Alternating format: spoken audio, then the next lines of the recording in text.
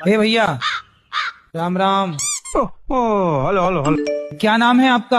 आपटे बाबूराव गणपतराव आपटे। अच्छा, कहाँ तक पढ़े हो? दोपहर तक हैं? सुबह मेरा बाप मेरे को स्कूल पे छोड़ के गया हैं? और दोपहर को पूरी स्कूल मेरे को घर पे छोड़ के गए, ये सर्टिफिकेट के साथ। चलो अच्छा है। तो सिगरेट पीते हो? नहीं बीड़ी? नहीं, तो दारू में मन लगता है? दारू पी लेते हो? दारू नहीं रे बाबा, दवाई है। हैं? मेरे खोपड़ी में कितना टेंशन है तेरे को मालूम क्या?